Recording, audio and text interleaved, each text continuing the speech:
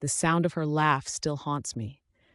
It wasn't the sweet laugh I remembered from her childhood, but something cold and mocking that cut through my heart like a knife. You? Make dua for me? Amelia said, adjusting her tight dress as she grabbed her purse from the kitchen counter. The smell of her expensive perfume mixed with something I couldn't place, rebellion, maybe, or desperation. Save your prayers for someone who actually needs them, Mom. She was heading to another party, another night of forgetting who she used to be, another evening of disappointing the woman who raised her. I watched her walk toward the door, my heart breaking with every step she took. I love you, I whispered, but she was already gone, her heels clicking against the hardwood floor. The door slammed shut with such force that the family photos on the nearby wall trembled. I stood there in the silence of my empty house, feeling like a stranger in my own home. My daughter, my precious girl, had become someone I didn't recognize. I didn't know it then, but this was the night everything would begin to change. I fell to my knees right there in the hallway and made dua anyway, tears streaming down my face. Ya Allah, bring her back to me. The first time Amelia raised her voice at me was 6 months ago, and I should have seen it coming. But mothers always hope their children will stay innocent forever, don't they? She was defending Tyler, her new boyfriend, after I expressed concern about his influence on her behavior and attitude. He's helping me find myself, she screamed, her face red with anger I'd never seen before. You just can't stand that I'm happy. Then came the slap. Sharp, unexpected, and absolutely devastating. My cheeks stung from the impact, but my heart hurt 1,000 times more. Tyler stood behind her in our living room, smirking like he'd won some kind of victory over me. Don't you dare touch me, Mother, she said, my voice shaking with shock and hurt. But the damage was already done. The respectful, loving daughter I'd raised with so much care was disappearing before my eyes. She apologized later that evening, crying and saying she didn't know what came over her, that she was sorry and it would never happen again. I forgave her, of course. I always forgave her. But something fundamental had cracked in our relationship that day, and I feared it would never fully heal. The girl who used to seek my advice about everything now saw me as the enemy standing in the way of her happiness. Tyler wasn't the kind of man I'd ever imagined for my daughter, not in my wildest nightmares. He was charming, I'll give him that, but there was something dark and calculating beneath the surface that made my skin crawl. He'd whisper in her ear during family dinners, making her laugh at inappropriate moments or roll her eyes at things I said. He'd answer her phone when I called, claiming she was busy or in the shower or couldn't talk right now. Slowly, methodically, he was building a wall between us. When they got engaged after only 4 months of dating, I begged her to wait, to take more time to get to know him. You barely know him, I pleaded with tears in my eyes. She just rolled her eyes and sighed dramatically. You don't understand modern relationships, Mom. This isn't the 1980s. The wedding was small and rushed, held at a venue I'd never seen before. I sat in the back row, watching my daughter marry a man who barely acknowledged my existence throughout the entire ceremony. Other guests whispered around me, their voices carrying concerns I shared. She's too good for him, one woman said. I heard he's only after her inheritance from her grandfather. I wanted to scream, to stop the ceremony, to grab my daughter and run. But I stayed silent. I watched my daughter walk down the aisle, beautiful and radiant, toward a future I feared would destroy her completely. The phone calls stopped first, then the text messages went unanswered for days at a time. I'd drive by their apartment complex, hoping to catch a glimpse of her car or see her walking to the mailbox, but the blinds were always drawn tight. When I tried to visit, Tyler would answer the door with a ready excuse and a fake smile. She's sleeping, or she's not feeling well, or she's busy with work. I left gifts on the doorstep, her favorite chocolates, books I thought she'd enjoy, small things to let her know I was thinking of her. But they were never acknowledged, never mentioned in our brief conversations.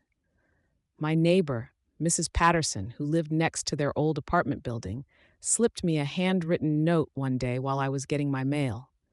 They moved 3 weeks ago. Didn't leave a forwarding address. Thought you should know. I felt like someone had punched me in the stomach and knocked all the air from my lungs. My own daughter had moved without telling me, without even saying goodbye. I spent hours driving around town looking for her car, hoping to spot her at the grocery store or coffee shop we used to visit together.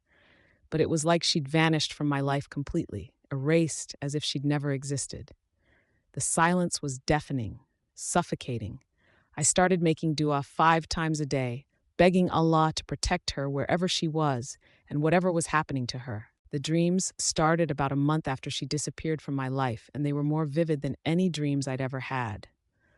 Always the same disturbing image: a woman in a white hijab crying desperately inside a house that was slowly burning around her, flames licking at the walls. She'd reach out to me with trembling hands, her mouth moving frantically, but I could never hear her words through the crackling of the fire. I'd wake up in a cold sweat, my heart pounding so hard I could hear it in the silence of my bedroom. The dream felt too real, too urgent to ignore, like a message I was supposed to understand. I visited Imam Hassan at our mosque, desperate for guidance and interpretation. He listened patiently as I described the recurring nightmare in detail, his wise eyes full of compassion. "Dreams can be messages from Allah," he said gently, stroking his gray beard. "Your daughter's soul is crying out, even if she doesn't realize it consciously. She needs your dua now more than ever before." His words gave me both hope and fear in equal measure. Hope that maybe, somehow, she was still connected to me across whatever distance separated us. Fear that she was in more danger than I'd even imagined. I began making dua after every single prayer, specifically for her protection, guidance, and safe return. The dreams continued night after night, but now I saw them as a call to action, rather than just nightmares haunting my sleep. I learned about the pregnancy from Angela, Amelia's former colleague at the marketing firm where she used to work. We bumped into each other at the grocery store on a busy Saturday afternoon, and she seemed genuinely surprised to see me. "Oh, Mrs. Johnson, congratulations," she said brightly, her face lighting up with excitement. "You must be so excited about becoming a grandmother." My heart stopped beating for what felt like an eternity. "What?" I whispered, my voice barely audible. Angela's face went pale as realization dawned on her. "I'm so sorry. I thought you knew. Amelia's been posting about it all over social media for weeks now." I rushed home immediately and searched every platform I could think of: Facebook, Instagram, TikTok, everything. There it was, a photo of a sonogram with the caption, "Our little miracle is coming soon. Can't wait to meet you, baby." Posted 3 days ago with dozens of comments and likes. I wasn't even tagged in the post. I tried calling, texting, even sending messages through social media platforms. Nothing. Radio silence. My daughter was having a baby, and I was learning about it from a stranger in the cereal aisle. I cried for hours that night, grieving for all the precious moments I was already missing and would continue to miss. The first appointment, the first ultrasound, the first time she felt the baby move, finding out the gender. I was being systematically erased from her life, and there was absolutely nothing I could do about it. I finally confronted my ex-husband, Marcus, about the situation, hoping he'd share my concern about our daughter's complete isolation from her family. We met at a coffee shop downtown, and I poured my heart out about Tyler's controlling behavior and Amelia's disappearance from our lives. Marcus just stirred his coffee slowly and shrugged his shoulders like it didn't matter. "She's a grown woman, Patricia. She has her own family now. Maybe it's time you accepted that." His indifference was absolutely crushing, like being hit by a truck. "But she's cutting us out completely," I insisted, my voice rising with desperation. "She's having a baby, and we didn't even know. Don't you care about that?" He looked at me like I was being completely unreasonable and dramatic. "Maybe you need to respect her boundaries," he said coldly, not even meeting my eyes. "She chose her husband over us. Deal with it and move on." I couldn't believe this was the same man who used to read bedtime stories to our little girl, who taught her to ride a bike and helped with homework. His ability to just let go, to completely write off our daughter like she meant nothing, made me feel utterly alone in the world. As I walked to my car in the parking lot, I realized I was truly on my own in this fight. If anyone was going to save my daughter from whatever was happening to her, it would have to be me. No one else seemed to care enough to try. 3 long months had passed since I'd last seen Amelia in person, and I was scrolling through TikTok late one evening, something I rarely did, but had started doing hoping to catch glimpses of her. Suddenly, her face appeared on my screen, and my heart jumped. She was in some kind of comedy sketch with bright lighting, but something was terribly wrong with the scene. The smile didn't reach her eyes at all. She looked thin, exhausted, like she was forcing herself to perform against her will. The comments section was filled with concern from viewers who noticed the same things I did. Is she okay? She looks so sad in this video. This doesn't seem like her usual energy and personality. Something's definitely off about this video. She seems scared. I watched it over and over again, studying every detail of her face, looking for clues about her well-being. Her laugh sounded hollow and fake, and there were dark circles under her eyes that makeup couldn't quite hide. She was wearing long sleeves despite the obvious heat of the studio lighting, and she kept looking off camera nervously, like someone was watching her perform. I screenshot the video and sent it to my sister immediately, asking if she noticed anything strange about Amelia's appearance or behavior. She looks terrified, my sister replied within minutes, like she's performing under duress or threat.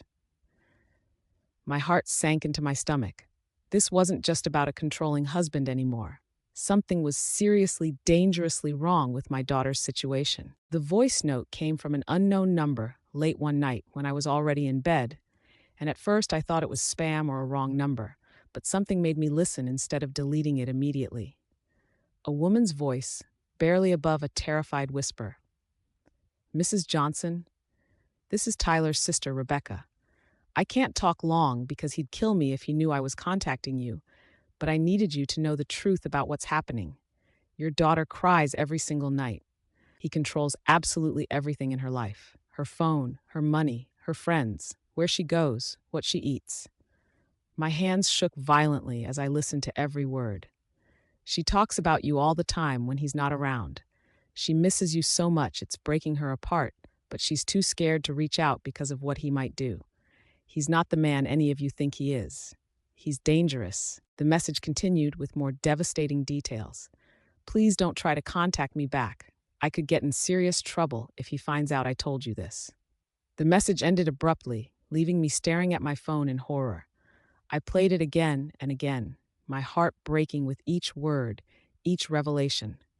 My daughter wasn't just being distant by choice. She was being controlled, manipulated, and isolated like a prisoner. I felt physically sick thinking about what else might be happening behind closed doors.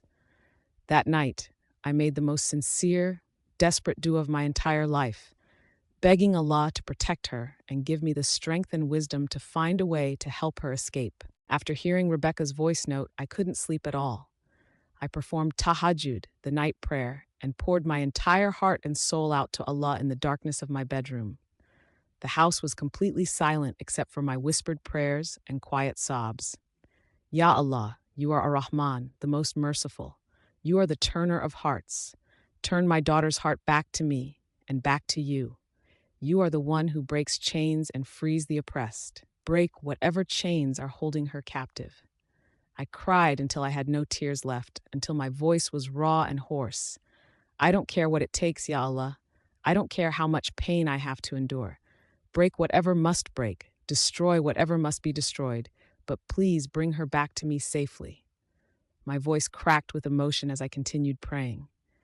Ya Allah, return my daughter with her heart softened toward me and toward you. Let her remember who she used to be before all this darkness entered her life.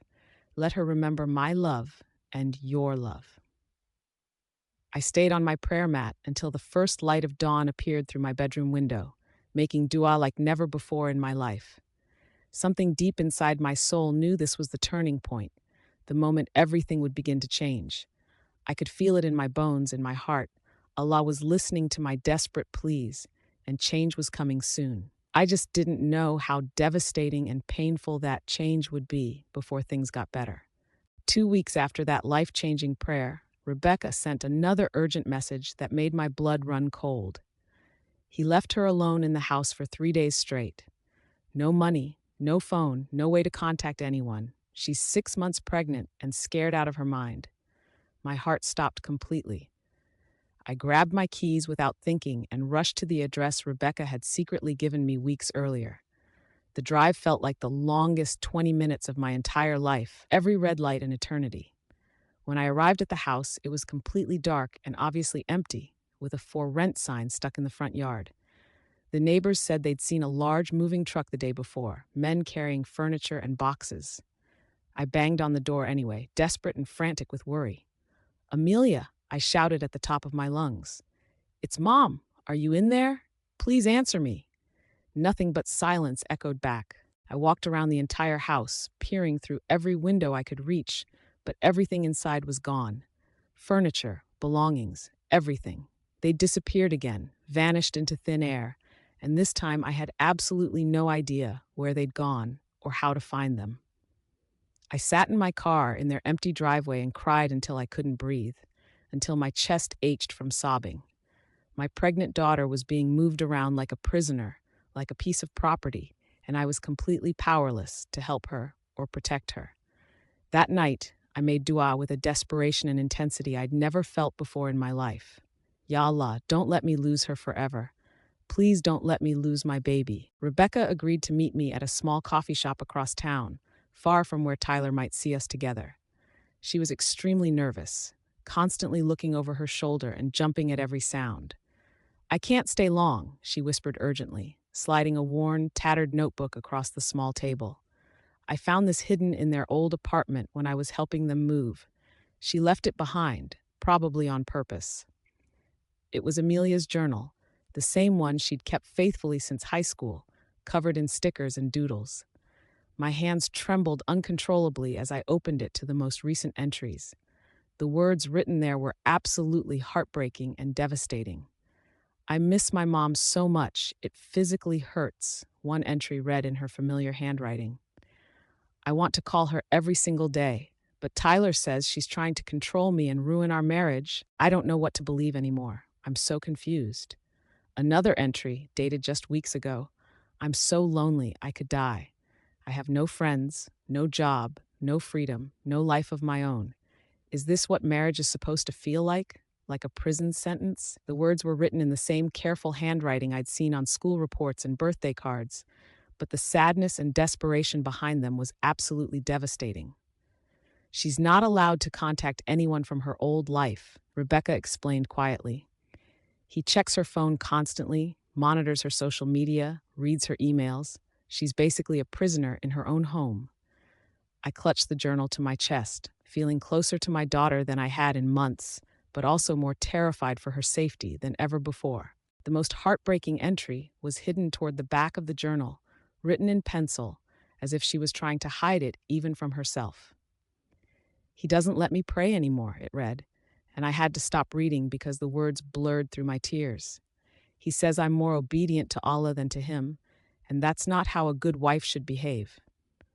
He mocks me when I try to make dua or read Quran. He said if I really loved him the way I claim to, I'd choose him over my religion every single time." I had to close the journal completely and take deep breaths to keep from screaming. The words felt like knives cutting through my heart. My daughter, who had memorized entire chapters of the Quran as a child, was being kept from her faith like a caged bird. The girl who used to wake me up for Fajr prayer when she was in high school was now forbidden from even speaking to Allah. I understood now why my dreams showed a woman crying in a burning house. Her soul, her very essence, was literally being burned away piece by piece, day by day. The next entry was even more terrifying. "I'm scared of him now. Really, truly scared. He gets angry over the smallest things. Yesterday, he threw a plate at the wall because I mentioned missing my mom during dinner. The plate shattered everywhere, and I had to clean it up while he yelled at me. I don't know who I am anymore. I don't recognize myself." I closed the journal and sobbed right there in the coffee shop, not caring who saw me. Rebecca reached across the table and squeezed my hand tightly. "We have to help her," she whispered urgently. before it's too late and something terrible happens. The call came at exactly 2 a.m. on a Tuesday night, jolting me from the first peaceful sleep I'd had in weeks. Are you the mother of Amelia Johnson? The professional voice asked, and my heart immediately stopped beating. Yes, I whispered, my throat tight with fear. This is Patricia Johnson. What's wrong? Is she okay? This is Mercy General Hospital. Your daughter has been admitted for severe exhaustion and dehydration. She's stable now, but she's been asking for you for the past several hours. I was dressed and in my car within minutes, my hands shaking so badly I could barely start the engine. The drive to the hospital was a blur of tears, prayers, and traffic lights that seemed to last forever.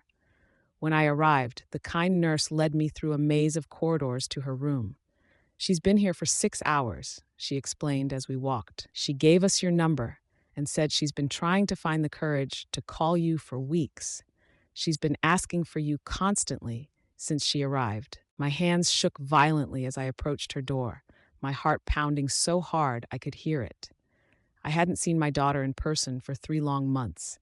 I had no idea what to expect, what Tyler had done to her physically or emotionally, or if she'd even really want to see me after everything that had happened between us. The nurse knocked gently on the partially open door. Amelia, your mother is here, just like you asked. I heard a soft, broken sob from inside the room that made my heart shatter. Mom? Her voice was barely a whisper, weak and fragile. Yes, sweetheart, I'm here. I'm finally here. The door opened slowly, and there she was, my precious girl. Our eyes met for the first time in 3 long months. And despite everything that had happened, I saw my little girl again. She was thin, pale, and looked absolutely exhausted, with dark circles under her eyes. But she was still my daughter, still the baby I'd rocked to sleep and worried about every day. She tried to look away, shame written clearly across her face, but I stepped forward without hesitation. I never stopped praying for you, I said quietly, my voice thick with emotion. Not for a single day, not for a single hour. The words hung in the air between us like a bridge across a canyon. Then the tears came, silent at first, then deep, shaking sobs that seemed to come from the very depths of her soul. I'm so sorry, Mom, she whispered brokenly. I'm so sorry for everything I said, everything I did, everything I put you through. I rushed to her bedside and held her as she cried, and she felt so fragile in my arms, like she might break into a million pieces. I love you, I whispered into her hair, breathing in the familiar scent of my daughter. I love you so much, and I never stopped believing you'd come back to me somehow. She cried harder, months and months of pain and isolation pouring out like water from a broken dam. I wanted to call you so many times, she sobbed against my shoulder. But I was scared. I was so scared of what he might do, what he might say. You're safe now, I told her firmly, stroking her hair.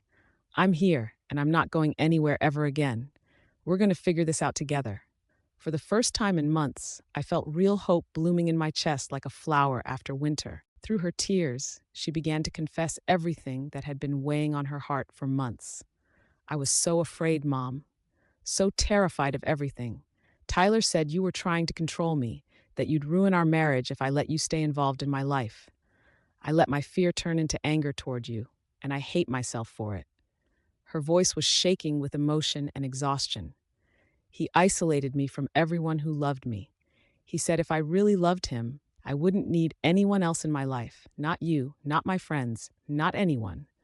And I believed him because I wanted our marriage to work so badly. I stroked her hair gently, like I used to when she was little and had nightmares. It's not your fault, sweetheart. None of this is your fault. But it is my fault, she insisted, fresh tears flowing. I chose to believe his lies over your love. I chose to cut you out of my life when you were only trying to protect me. I even hit you, Mom. I actually hit my own mother. How can you possibly forgive me for that? I took her face gently in my hands, looking directly into her eyes. Because I'm your mother, and that means I love you unconditionally, no matter what. Because I never stopped making dua for you, even when it hurt so much I could barely breathe. She looked at me with wonder and confusion. You really never stopped praying for me? Even after everything I did to you? Never, I confirmed without hesitation. And you know what I think? I think you were praying too, even if you didn't realize it consciously. She looked confused and curious. What do you mean by that? Your heart was calling out to me across the distance. That's why I had those dreams about the woman crying. That's why I never gave up hope. Your dua and mine, they were connected all along. The peaceful healing moment was violently shattered when Tyler suddenly burst through the hospital room door like a tornado. His face was red with rage, his eyes wild and dangerous. "What the hell is she doing here?" he snarled, pointing an accusing finger at me. "You have no right to be here. No right at all." He moved aggressively toward Amelia's bed, but I stepped directly in front of him, my maternal instincts kicking in. "Get away from my daughter," I said firmly, my voice stronger than I felt. "She called me herself. She wants me here, and I'm staying." He laughed bitterly, a sound that made my skin crawl. "She's my wife. She belongs to me, and I decide who she sees and talks to." The way he said it, like she was his property instead of a human being, made me feel sick to my stomach. He reached aggressively for Amelia's arm, but she pulled away from him sharply. "Don't touch me," she said quietly but firmly. "I'm not going anywhere with you, not this time." His expression turned dark and dangerous, more frightening than I'd ever seen. "Yes, you are. We're leaving right now, and you're coming with me whether you like it or not." Hospital security had been called when he started shouting, and two uniformed guards entered the room quickly. "Sir, you need to leave this room immediately," one of them said authoritatively. Tyler's face twisted with fury and frustration. "This isn't over," he hissed at me with pure hatred. "She's mine, and I'll get her back. You can't keep her from me forever." Amelia shook her head, tears streaming down her face, but her voice steady.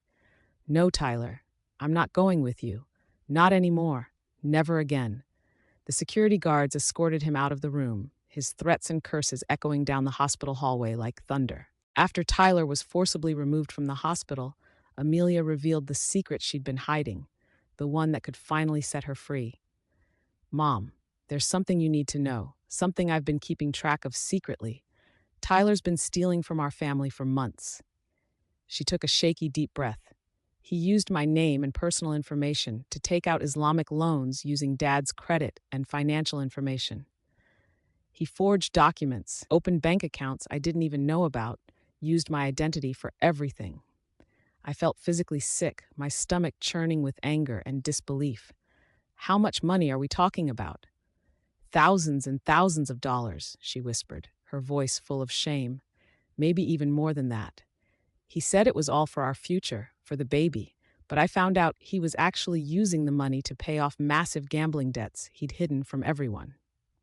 She pulled out a thick folder from her purse with trembling hands. "I've been secretly collecting evidence for weeks. Bank statements, forged documents, emails, everything I could find. I was planning to show someone, but I didn't know who to trust. I called my lawyer friend, Michelle, right from the hospital room, putting her on speaker so she could hear everything. She reviewed the documents through video call, her expression growing more serious with each page. "This is definitely fraud," she said grimly. "Identity theft, forgery, financial abuse, probably multiple felonies. Patricia, this is absolutely enough evidence to prosecute him and put him in prison." For the first time in months, I saw real hope flickering in Amelia's eyes. "Does this mean I can actually get free of him?" she asked desperately. "It means we're going to fight back," I told her firmly. "And this time, we're going to win." Michelle worked incredibly fast, and within 48 hours, we had filed a formal complaint with the police department's fraud division. The detective assigned to our case was thorough, experienced, and surprisingly kind. "We see cases like this more often than you'd think," he explained during our meeting. "Financial abuse often goes hand in hand with emotional and psychological abuse. They're usually part of the same pattern of control." As we dug deeper into Tyler's background, we discovered his crimes went far beyond stealing from our family. He defrauded his previous employer, forged references to get jobs, stolen money from his own relatives, and even scammed money from elderly neighbors. "He's been running various cons and schemes for years," the detective explained. "Your daughter wasn't his first victim, and she probably wouldn't have been his last if we hadn't caught him." An arrest warrant was issued quietly and efficiently, We didn't want to tip him off before police could bring him into custody. Amelia was staying with me now, slowly regaining her physical and emotional strength. She was 6 months pregnant and finally getting proper prenatal medical care. "I can't believe I let him isolate me from you so completely," she said one evening as we sat together. "I'm so sorry for all the time we lost, Mom." "We're going to get through this together," I assured her, holding her hand. "Allah answered my dua by bringing you back to me, and now we're going to make sure you're safe forever." The wheels of justice were finally turning, and for the first time in months, I felt like we had real power to change our situation. Tyler showed up at Amelia's new apartment exactly 2 weeks later, just as we'd expected he would. He'd been staying away since the hospital incident, probably trying to figure out his next move, but somehow he'd managed to find where she was now living. I was visiting when he started pounding violently on the door like a madman. "Amelia, open this door right now," he shouted at the top of his lungs. "I know you're in there. You can't hide from me forever." But this time, we were completely ready for him. The police had been positioned strategically outside the building, waiting patiently for him to show up and make this exact mistake. He tried desperately to break down the door, screaming threats and obscenities. "You can't escape me. You're my wife, and you belong to me. I'll find you wherever you go." Through the window, I watched with satisfaction as officers approached him from multiple directions. "Tyler Brooks, you're under arrest for fraud, identity theft, forgery, and harassment." He tried to run like a coward, but they caught him quickly and efficiently. As they dragged him away in handcuffs, he was still shouting and making threats. "You'll regret this. All of you will regret this. She'll come back to me. She always comes back." But for the first time in months, neither Amelia nor I felt afraid of his words. She squeezed my hand tightly and smiled through her tears. "It's really over?" she asked, hardly daring to believe it. "It's over," I confirmed with absolute certainty. "You're free, sweetheart. You're finally free." That night, we prayed together for the first time in almost a year, thanking Allah for his protection and guidance through the darkest period of our lives. The trial moved swiftly through the court system, and it was intense but incredibly vindicating. Rebecca, Tyler's own sister, testified courageously against him, revealing years and years of manipulation, lies, and criminal behavior. "He's been scamming and manipulating people since high school," she said from the witness stand. "I tried to warn people over the years, but no one ever listened to me because he was so charming and convincing." The prosecutor laid out a devastating case: multiple counts of fraud, identity theft, forgery, financial abuse, and harassment. The evidence was overwhelming and undeniable. Tyler's expensive lawyer tried desperately to claim he was just a struggling man trying to provide for his growing family, but the mountain of evidence was impossible to overcome. When the judge read the verdict, guilty on all counts, the courtroom erupted in whispers and gasps. Tyler was sentenced to 5 years in state prison with full restitution ordered for all his victims over the years. As we left the courthouse that day, Amelia was crying, but this time they were tears of pure relief and freedom.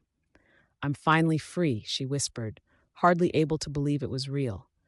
Really, truly free for the first time in over a year.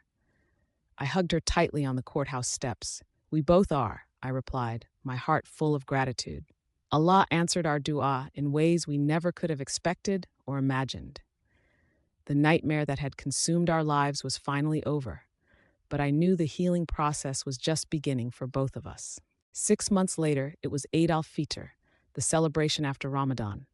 Amelia walked into my house wearing a simple, beautiful abaya that made her glow with inner peace. She was 8 months pregnant now, healthy and radiant with happiness. "Eid Mubarak, Mom," she said, hugging me tightly. "Thank you for never giving up on me." We prayed together in my living room, something we hadn't done in over a year. As we recited the familiar Arabic words, I watched my daughter's face carefully. She was peaceful in a way I hadn't seen since before Tyler entered our lives, serene and content. After our prayers, she sat beside me on the couch where we'd had so many conversations over the years. "This feels like home," she whispered, resting her head on my shoulder. I'd forgotten what home actually felt like. I stroked her hair gently, marveling at how far we'd both come. You are home, I told her with complete sincerity. You'll always have a home with me, no matter what happens. She smiled, a real, genuine smile, not the forced one I'd seen in that heartbreaking TikTok video months ago. I want to tell you something important, she said seriously. I never stopped loving you. Even when I was angry, even when I said horrible, hurtful things, I loved you. I was just too afraid and confused to show it properly. I know, I replied, tears in my eyes. Love doesn't disappear, sweetheart. It just gets buried sometimes under pain and fear, but it's always there waiting. That Eid was the most meaningful celebration we'd ever shared together. Amelia was absolutely determined to rebuild her entire life on her own terms this time. She enrolled in Islamic therapy to heal from the deep trauma of her abusive marriage. I need to understand how I let myself get so lost, she explained to me. I need to make sure this never happens again. She started a blog about her experience, hoping to help other women recognize the early warning signs of abuse before it was too late. If my story can save even one person from going through what I went through, then all the pain will have been worth it, she said with determination. She also returned to social media, but this time with a completely different message and purpose.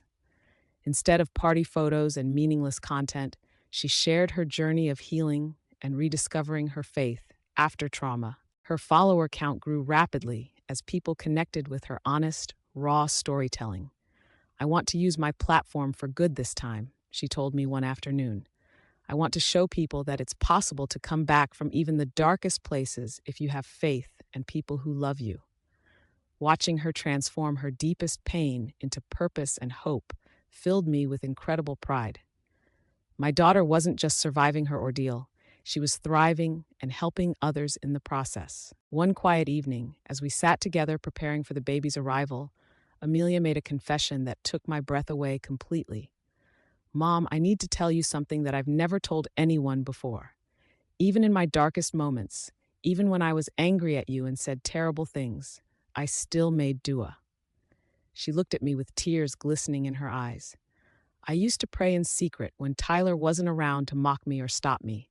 I'd whisper quietly, Ya Allah, if I ever lose myself completely, please let my mother find me somehow. I gasped, my hand flying to my heart. You really did that? You really prayed that? Every single night, she confirmed, her voice thick with emotion. I didn't even realize I was doing it sometimes. It was like my heart was calling out, even when my mind was too clouded and confused to understand what was happening to me. I was crying now, too, overwhelmed by the magnitude of Allah's mercy. Do you know what day I found out you were in the hospital? She shook her head, curious. It was exactly 3 months after you laughed at my dua and walked out the door, to the very day. We sat in amazed silence, both of us processing the incredible timing. Allah answered both of our prayers, I whispered in wonder. He connected our hearts across all that distance and pain. He brought us back to each other when we needed it most. She nodded, tears streaming down her face. Your dua and mine, they were connected all along, weren't they? Allah was listening to both of us. 3 months later, on a rainy Thursday evening, I was reading peacefully when I heard a soft knock at my front door. It was raining heavily outside, and I wasn't expecting anyone at that hour. I opened the door slowly to find Amelia standing there, completely soaked from the rain, tears streaming down her face. But these weren't tears of sadness or desperation. They were tears of pure, overwhelming joy. In her arms was a tiny bundle wrapped in a soft pink blanket, sleeping peacefully despite the storm. Mom, she whispered, her voice filled with emotion, I want you to meet your granddaughter. I took the precious baby in my arms, overwhelmed with emotion I could barely contain. She was absolutely perfect, tiny and beautiful, with the sweetest little face. What's her name? I asked, my voice barely a whisper. Rama, Amelia said softly, watching my face. It means mercy in Arabic, because through her birth, Allah showed us his incredible mercy and brought our family back together. Amelia stepped inside out of the rain and collapsed into my arms, both of us crying with happiness. I want her to grow up exactly like you raised me, she said through her tears. Before everything went wrong, before I lost my way, I want her to know her grandmother's unconditional love, her faith, her strength, her wisdom. As I held both my daughter and granddaughter in my living room, I remembered that desperate night months ago when I'd made dua through my tears, begging Allah to bring her back to me. Rain continued to fall gently outside, but inside my home, we were finally completely whole again. I made dua for her, I whispered, looking down at baby Rahma, and Allah answered me in the most powerful, beautiful way imaginable.